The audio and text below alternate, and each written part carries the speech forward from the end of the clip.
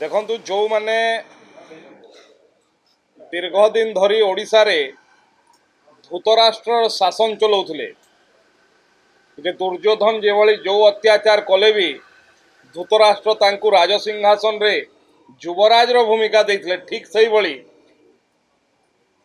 नवीन पट्टनायक शासन समय रे बिजु जनता दल रो शासन समय रे तांकर मंत्री विधायक जाइकी थाना भितरे थाना भांगिले पुलिस को बाड़ेले तांकर विरुद्ध रे कोनोसी कार्यानुष्ठान लाना नहीं। तांकु नवीन बाबू कोଳରେ बसैकी रखिथिले।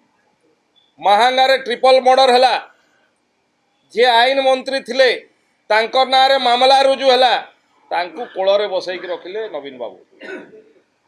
ममिता मेहर घटना हैला मंत्री विरुद्ध रे हत्या अभियोग आसिला तांकु नेकी कोଳରେ बसैकी सेई जिल्ला रे सभा करिके आसिले नवीन बाबू।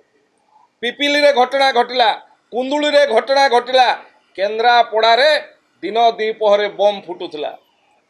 तांकर सेई दिन गुड़ाक बोधे मने पड़ी जाइछि। भाबुचंती आमे एई सेई समय कहूछु ना, हठात स्वप्नरू जागी उठिले आईन श्रृंखला कथा बुझिबा। आज आईन श्रृंखला संपूर्ण भाव में नियंत्रणाधीन अछि एवं कौनसी घटना घटिले तुरंत एक्शन होछि।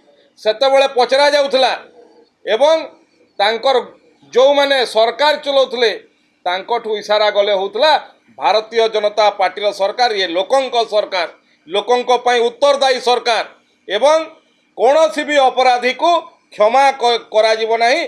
जो माने अपराधी तांकु धरा जाउछि। चोरी चोरी चोरी कहउथले धरा पड़ला कि नहीं चोर को जाइकी बाहर कौनसी एभलिया परिस्थिति एपर्यंत ये सरकार आसवा दिन ओडिशा रे नहीं जो थी कि आईन श्रृंखला परिस्थिति नियंत्रण नथिबो। से तांको सरकार कथा बोधे मने पकाउचंती जे किभली भाव में पुलिस थाना को भांगुतले, किभली भाव में जघन्य हत्या हत्या भलिया घटना रे तांकर ना आसुतला एवं चुप करिकी बसुतले एवं तांकु आहुरी सुशोभित करुतले। एभलिया घटना केबे भारतीय जनता पार्टी सरकार रे केबे मध्य घटी नाही किंबा घटिबो भी मध्य।